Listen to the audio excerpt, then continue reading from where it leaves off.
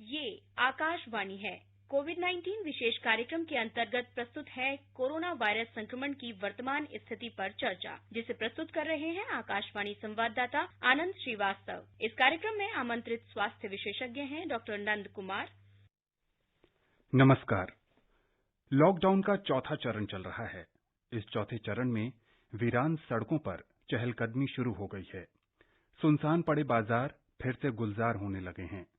शांत पड़ी पटरियों पर रेलगाड़ियां तेज गति से दौड़ने लगी हैं और आने वाले दिनों में यात्री विमान भी उड़ान भरने लगेंगे।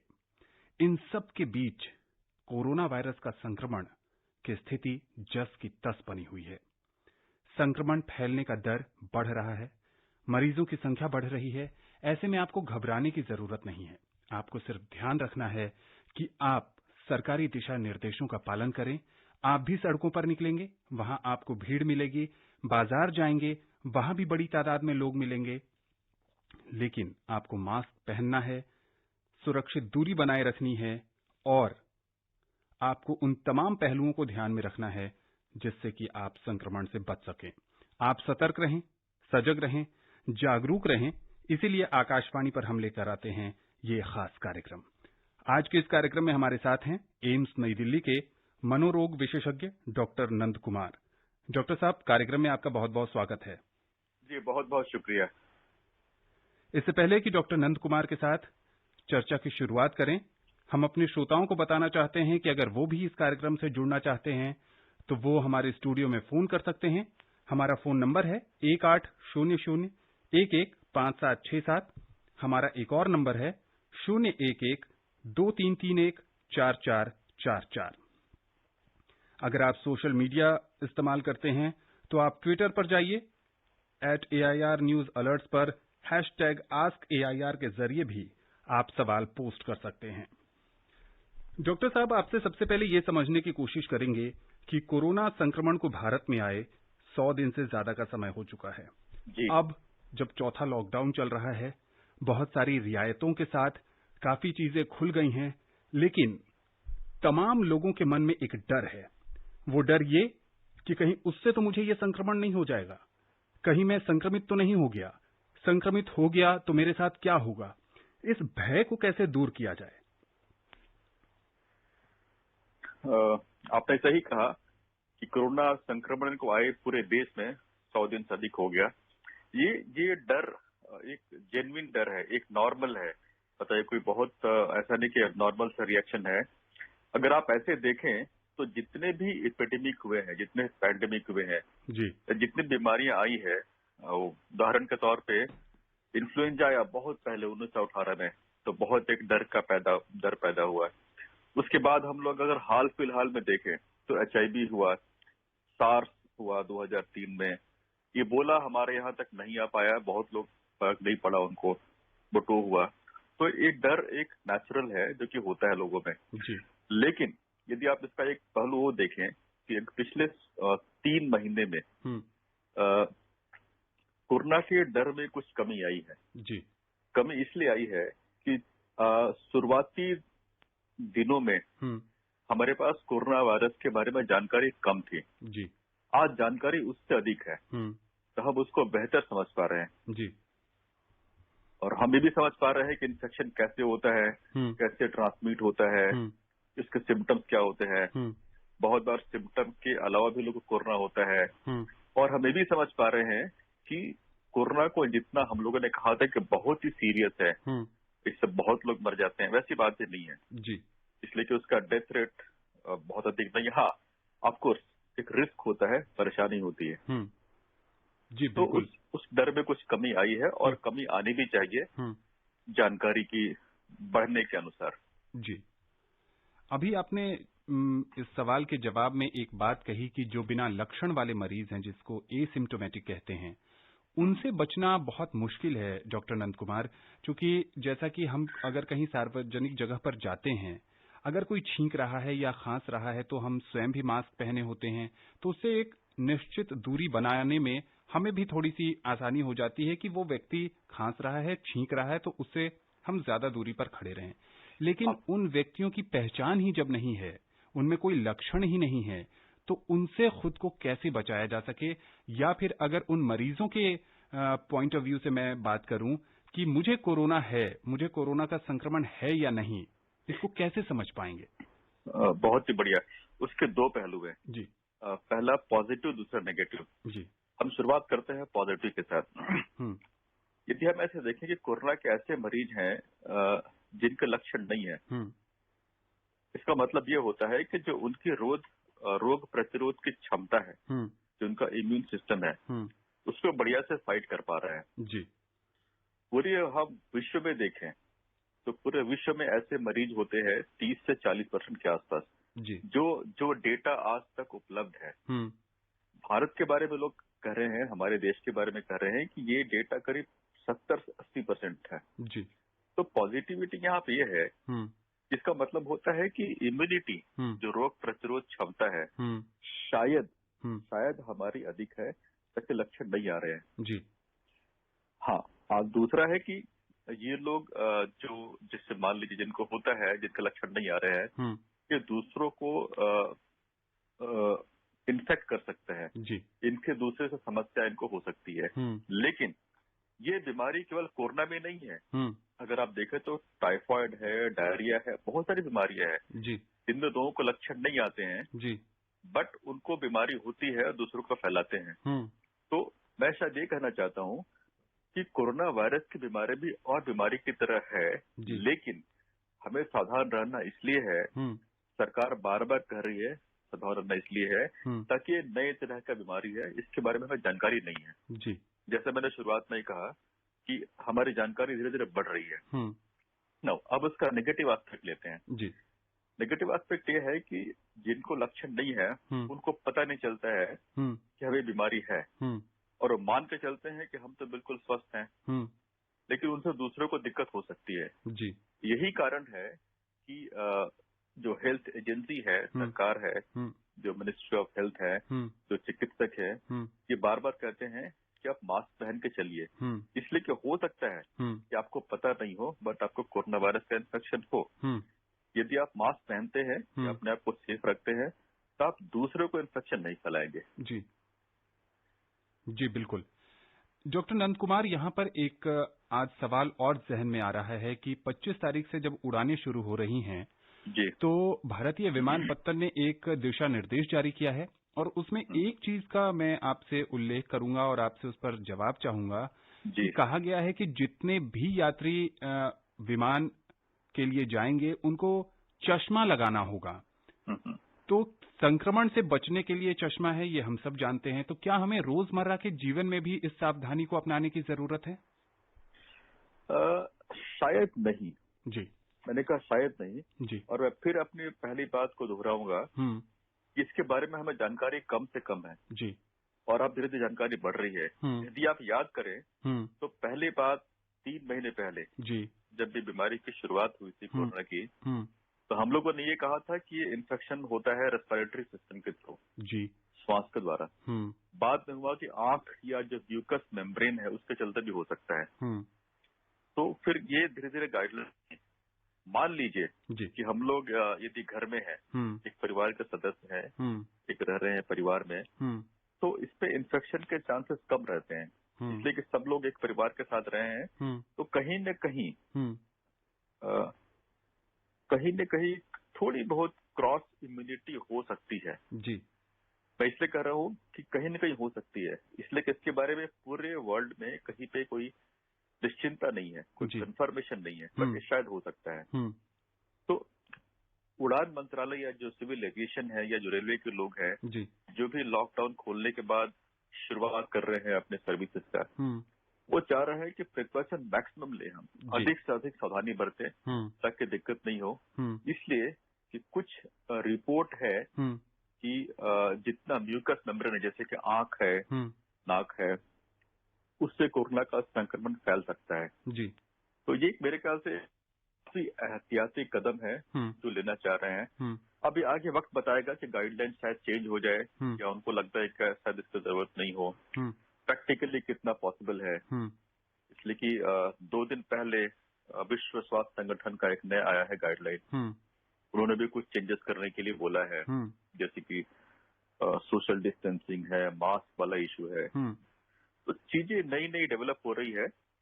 लेकिन फिर भी मैं ये रिपीट करना चाहूंगा, मैं दोबारा कहना चाहूंगा कि सदियों से बहुत सारी महामारी आई और गई, इसलिए कि हमारे बॉडी में इतना बढ़िया पावर है, एक सिस्टम है जी लड़ने का रोगों से, कि हमारा शरीर, हमारा इम्यून सिस्टम कैंसर से लेके बड़ी से बड़ी बीमारी तक लड़ सकता है जी। बस हमें सावधानी बरतनी है, बिल्कुल, जो हेतलजीत जी कह रही है। सही बात है। राजधानी दिल्ली से बिलास जी बहुत देर से फोन लाइन पर इंतजार कर रहे हैं। बिलास जी, कार्यक्रम में आपका स्वागत है। हाँ जी सर, नमस्ते। नमस्ते जी, नमस्ते डॉक्टर साहब जी, नमस्ते। हाँ, नमस्ते बिलास। मैं ये जानना चाह रहा हूँ, ये जो वायरस है चमगादड़ में पाया जाता था, ये इंसानों में कैसा कन्वर्ट हुआ और कहाँ तक ये सत्य है कि वो पॉजिटिव ब्लड जिसका ग्रुप होता है उनमें ये बीमारी नहीं पाई जाती, ये कहाँ तक सत्य है? विलास जी, ये ऐसा कहा जाता है कि चमगादड़ में पाया गया था, बट इसको ट्रेस करना वहां तक ये बिल्कुल एस्टैब्लिश अभी भी नहीं है कि चमगादड़ से हम लोग बोलते हैं जूनोसिस, जानवर से इंसान में कैसे आया। लेकिन आज की जो सत्यता है, आज का जो सच है, ये है कि इंसान से इंसान में फैलता है। और ये दूसरा जो आपने कहा कि ब्लड ग्रुप ओ, आज तक जो रिसर्च हुआ है, रिसर्च का मतलब मैं ये कहना चाहता हूँ, रिसर्च एक रिपोर्ट नहीं होता है। यदि मैंने ये कहा कि इस ब्लड ग्रुप ए में ओ में नहीं पाया जाता है, तो इसकी कोई बेसिस अगर जब तक स्ट्रांग नहीं है, एक मजबूत उसका एक बुनियाद नहीं है, तो हम नहीं मान सकते हैं ये ब्लड ग्रुप ओ में नहीं पाया जाता है। इसका कोई ब्लड ग्रुप से रिलेशन आज के दिन में बहुत प्रामाणिक तौर पे, वैज्ञानिक तौर पे ऐसा नहीं देखा जाता है। जी बिल्कुल। ओ पॉजिटिव ब्लड ग्रुप के जो लोग हैं उनको कोरोना होगा या नहीं, इस पर कोई शोध नहीं आया है। और भारत सरकार भी देश के नागरिकों से बार बार यही अनुरोध कर रही है कि किसी भी तरह की अफवाह पर आप भरोसा नहीं करें। अगर इस तरीके की जानकारी जिस पर आपको संदेह है, शक है, आप नजदीकी डॉक्टर से जाकर संपर्क करें, फोन पर जानकारी लें, या फिर जो सरकार का टोल फ्री नंबर है 1075, आप उस पर भी संपर्क कर सकते हैं। हमारे अगले कॉलर फोन लाइन पर हैं, सुहीर जी। कार्यक्रम में बहुत बहुत स्वागत है आपका। हेलो जी, पूछिए, क्या जानना चाहते हैं आप? हम जानना चाहते हैं कि वायरस की कोई दवा नहीं बनी तो फिर लोग ठीक कैसे हो रहे हैं? बहुत ही सही सवाल कहा आपने। इस बात को समझिए कि बीमारी दुनिया बहुत सारी आती है, उसकी दवाई बहुत बार उपलब्ध नहीं होती है, लेकिन हमारे शरीर में एक रोगों से लड़ने की क्षमता होती है, जिसको हम लोग बोलते हैं इम्यून सिस्टम, रोग प्रतिरोध क्षमता। जैसे मान लीजिए कि आपको भी एक इन्फेक्शन का वायरस गया, मुझे भी गया, आपको कोई दिक्कत नहीं, मुझे कोई दिक्कत हो गई, तो हमारा जो इम्यून सिस्टम है बहुत सारी चीजों से लड़ सकता है।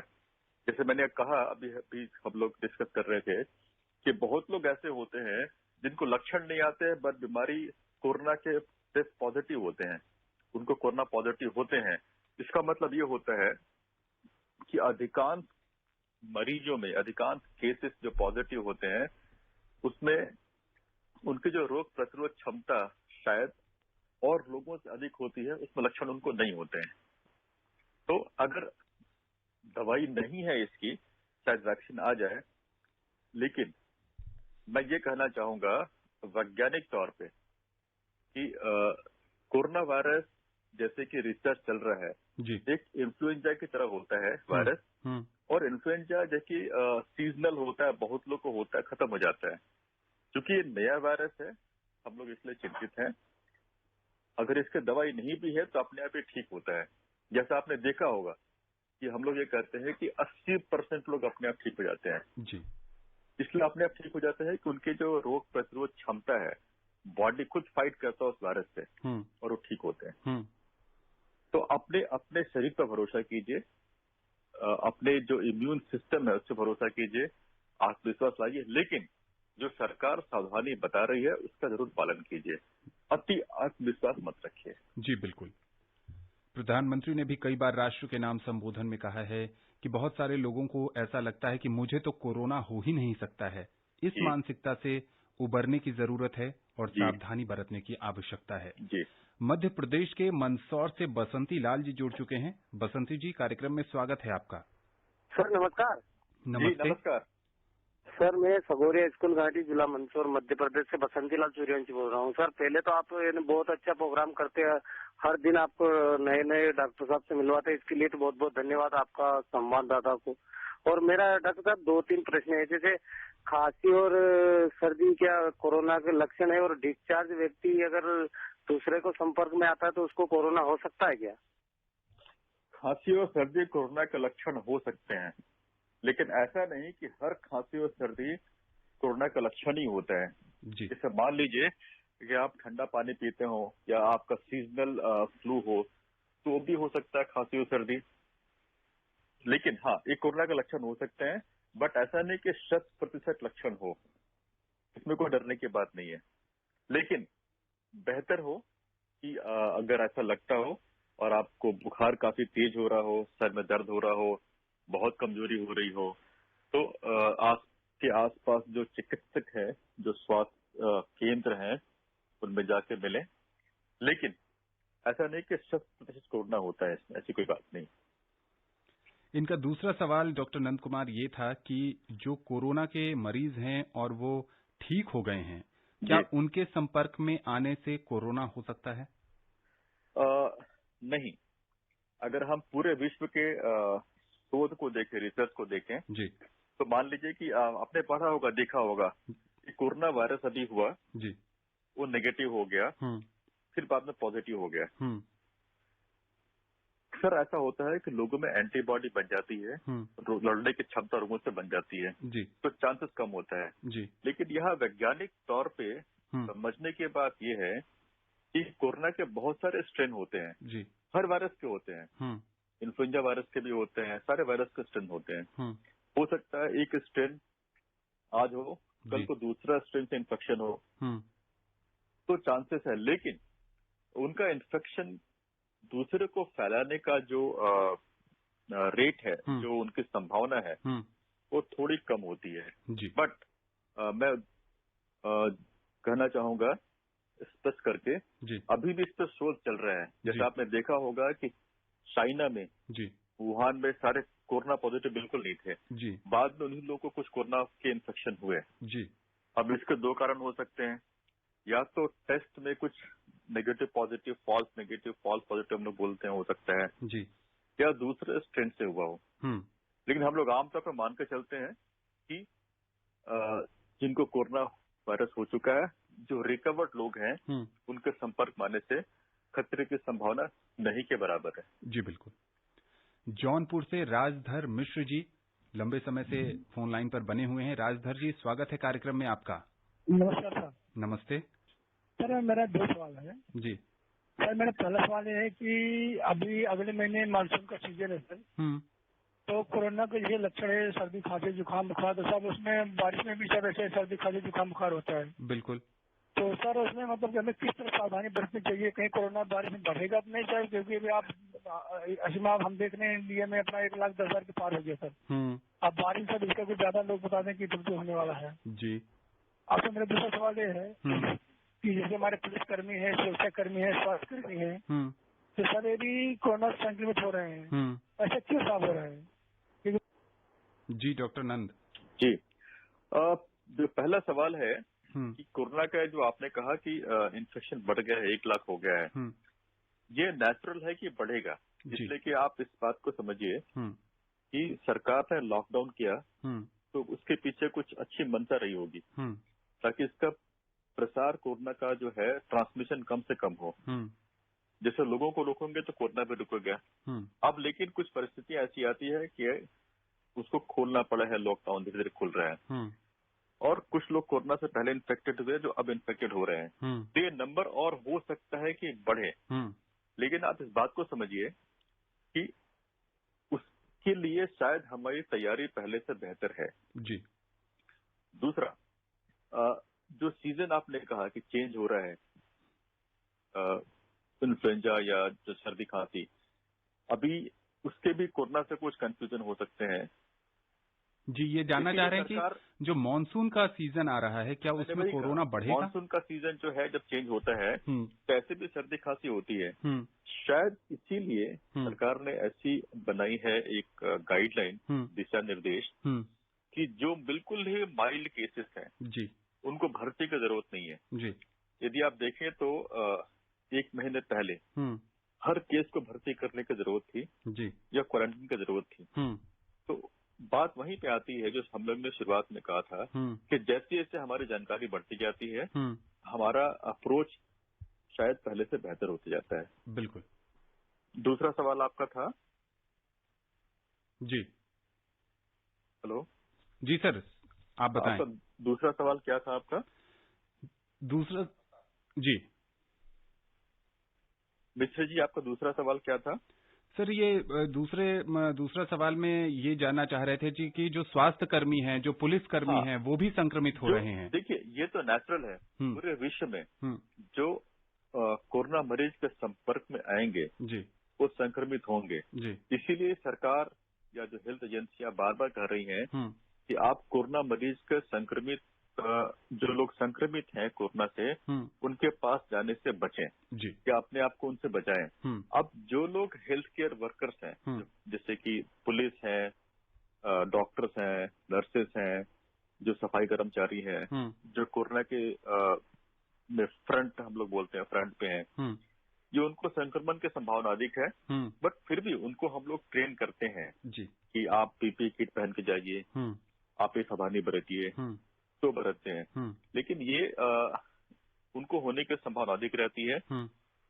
फिर भी यदि आप ऐसे देखें, एक जो जनरल पॉपुलेशन है, जो सामान्य लोग अगर हम देखें और जितने लोग एक्सपोज होते हैं, हेल्थ केयर वर्कर, पुलिस वाले, उनमें ये कम होता है। कम इसलिए होता है कि वो सावधानी बरतते हैं बहुत हद तक। लेकिन ये होगा, इसलिए होगा कि कोई भी प्रोटेक्शन 100% का नहीं होता है जी।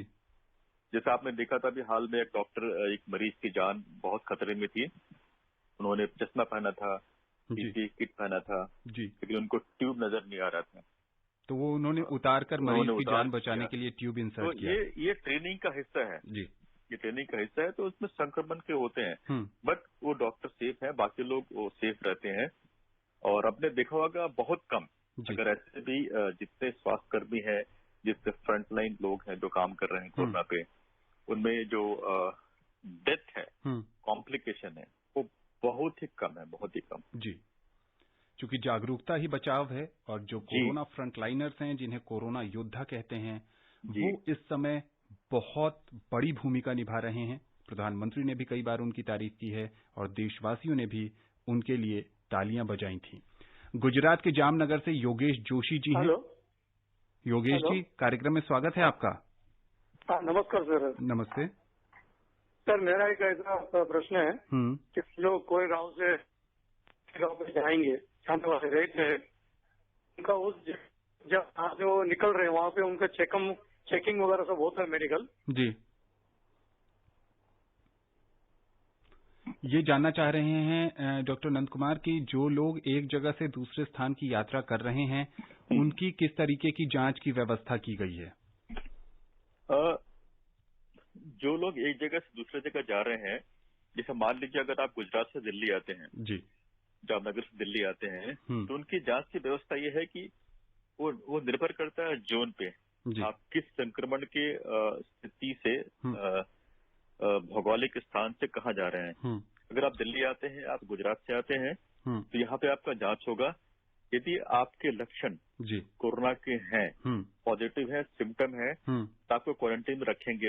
यदि सिम्टम आज के गाइडलाइन के अनुसार, क्योंकि हाल में बदलाव हुआ है, यदि सिम्टम बहुत माइल्ड है, लक्षण बहुत कम है, तो आपको अपने घर में रखेंगे क्वारंटीन करके, जहां आप जाना चाहते हैं। लेकिन आपका टेस्ट करेंगे, आपसे पूछेंगे कि क्या क्या तकलीफ आपको है, और अगर ये आपका घर दिल्ली में है या जहां जाना चाहते हैं घर वहां पे है, तो आपके लक्षण के आधार पे डिसाइड करती है सरकार कि आपको कहाँ रखना चाहिए, अस्पताल में या क्वारंटीन सेंटर में या घर में।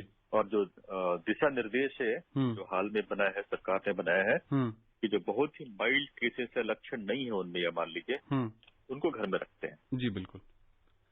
राजस्थान के बाड़मेर से कल्पना जी जुड़ चुकी हैं। कल्पना जी, कार्यक्रम में स्वागत है आपका। हाँ जी।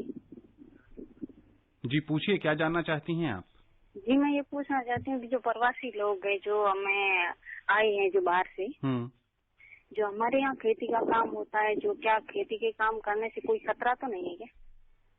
जी डॉक्टर। प्रवासी का मतलब आप क्या, प्रवासी जो हमारे जो प्रवासी जो गेस्ट वर्कर हैं उनकी बात कर रहे हैं या जो विदेश हैं उनकी बात कर रहे हैं? नहीं, जो एक राज्य से दूसरे राज्य गए हैं उनकी बात कर रहे हैं।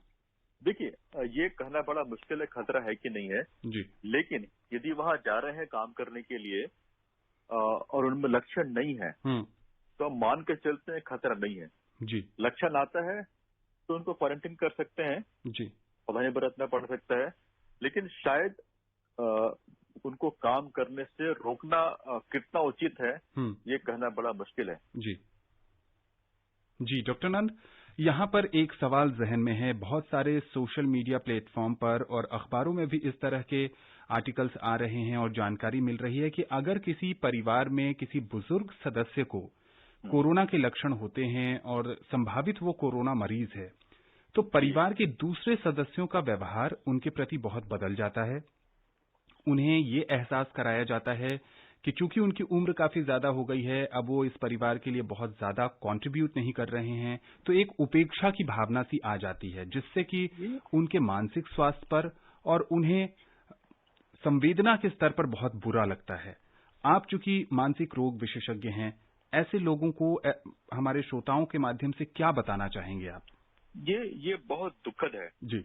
मैं आपको बड़ा स्पष्ट तरीके से बताना चाहूंगा जी कि मान लीजिए एक व्यक्ति है जिसका उम्र 60 साल है जी या 62 साल है, लेकिन वो बिल्कुल स्वस्थ है जी, कोई उनको तकलीफ नहीं है, थोड़ी बहुत है, हाइपरटेंशन है, डायबिटीज है, बस सब कुछ कंट्रोल है। और एक ऐसा जवान आदमी है जी जो कि 40 साल का है जी या 35 साल का है, उससे डायबिटीज है, हाइपरटेंशन है, वो शराब पीते हैं, स्मोकर हैं, तो ये बुजुर्ग उनसे बेहतर हालत में है जी। तो ये हम लोगों ने उसको जनरलाइज कर दिया है, हम लोगों ने उसको इतना वो कर दिया है मीडिया में कि बुजुर्ग बहुत खतरे में है जी। जो बुजुर्ग स्वस्थ हैं वो खतरे में नहीं है जी। हम लोगों ने ऐसा देखा है, हो सकता है उनकी जो इम्यून सिस्टम है, जो उनका रोग प्रतिरोध क्षमता है, थोड़ी सी कमजोर हो, लेकिन ऐसा नहीं कि जो यंग है, जिनको मोटापा है, जिनको डायबिटीज है, जो सिगरेट पीते हैं, उनकी रोग प्रतिरोध क्षमता शायद उनसे भी कम हो सकती है। तो ये एक बहुत बड़ा मिथ है, जो बुजुर्ग वो खतरे में है और बाकी जवान वो खतरे में नहीं है। वो डिपेंड करता है, निर्भर करता है कि जवान की हालत कैसी है जी, जो लोग जवान है। इसलिए ये उपेक्षा की बात नहीं होनी चाहिए जी। दूसरी, ये बीमारी है, बीमारी को हम लोगों ने मोल नहीं लिया जी, ये खुद आ गई, हमें हो गया जी, ये किसी को भी हो सकता है बिल्कुल, तो हम उनकी उपेक्षा क्यों करें जी। बिल्कुल सही। ओडिशा के राउरकेला से रकुन जी हैं। रकुन जी, कार्यक्रम में स्वागत है आपका। जी नमस्ते। नमस्ते जी, हम रकुन बोल रहे हैं राउरकेला ओडिशा से जी। जी डॉक्टर साहब, हमसे ये जानिए कि हम गांव से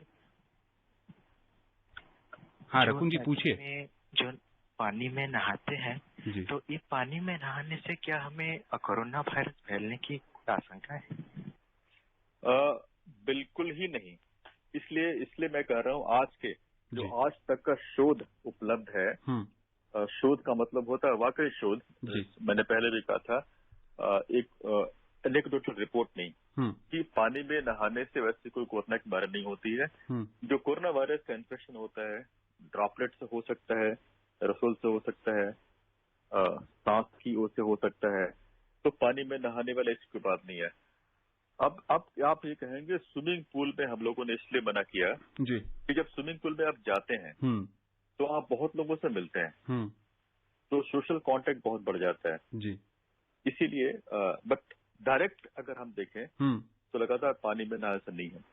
तालाब में भी नहाने से इसलिए मना करते हैं जी गांव में कि जब तालाब में जाते हैं आप नहीं नहाते हैं अकेले, अगर आप जाते हैं तो 10 लोग और जाएंगे आपको फॉलो करते हुए जी। तो सोशल कम्युनिकेशन काफी बढ़ जाएगा जी। फिजिकल डिस्टेंसिंग बहुत कम हो जाएगी जी। तो उससे इन्फेक्शन के चांस बढ़ जाते हैं जी। यही चीज लागू होती है नदी में भी। इस ऑल अगर हम ऐसे देखें तो ये फिजिकल डिस्टेंसिंग को मेंटेन करने के लिए है और पानी से कोई संबंध नहीं है इसका, आज तक के शोध के आधार पे।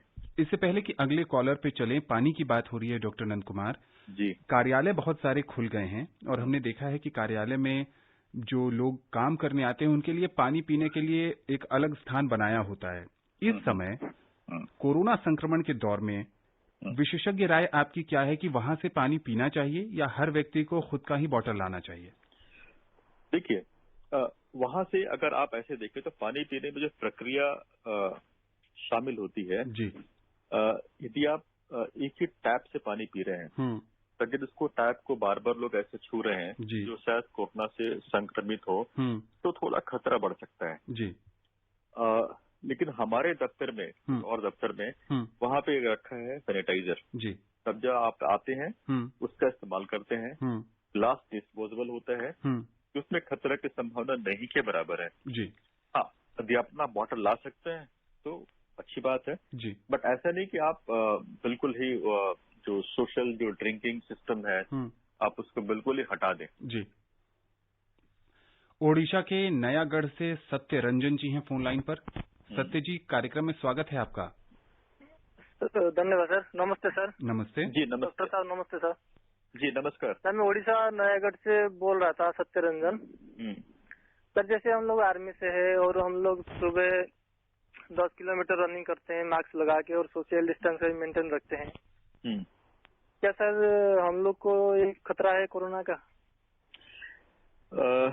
जहां तक मैं समझता हूं और जहां तक ये आजकल का तक शोध का विषय है कि अगर आप 10 किलोमीटर रन करते हैं, आप आर्मी से हैं, तो ऐसा मान के चलते हैं कि आपकी जो रोग प्रतिरोध क्षमता है, इम्यूनिटी है, काफी अच्छी होगी जी। अब इसमें एक सवाल आपने कहा कि हम मास्क लगा के रन करते हैं।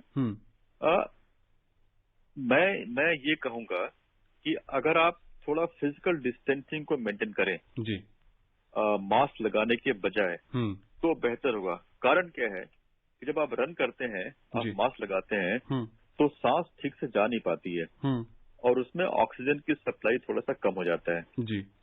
तो जिससे थोड़ी सी दिक्कत हो सकती है आपके कैपेसिटी पे, आपके दौड़ने के जो आपका स्ट्रेंथ है उस पे। तो मेरे ख्याल से ये मास्क का एक थोड़ा सा वो हो गया, ओवर यूज हो गया जी। इसलिए कि ये टेस्टेड है, ये स्टैब्लिश है। जब आप मास्क लगाते हैं और अगर आप ऐसा मास्क लगाते हैं जिससे कि सांस लेने में थोड़ी सी दिक्कत होती हो, इनहेलेशन हम लोग बोलते हैं जी, तो उसमें ऑक्सीजन की सप्लाई का थोड़ा होता है। तो बेहतर ये है कि अगर आप 1 मीटर का डिस्टेंस मेंटेन करते हैं कम से कम या प्रेफरेबली 2 मीटर, जो गाइडलाइन WHO की है 1 मीटर है, आप 2 मीटर यूज करते हैं तो चांसेस कम है कि आपको इन्फेक्शन हो बिना मास्क के भी। डॉक्टर साहब, कार्यक्रम में अब समय बहुत कम है, चलते चलते उन तमाम श्रोताओं और देशवासियों को आप क्या संदेश देना चाहेंगे जो कोरोना के डर से इतना घबरा गए हैं कि अब उन्हें ऐसा लगता है कि उनकी सामान्य जिंदगी अब नॉर्मल नहीं बची?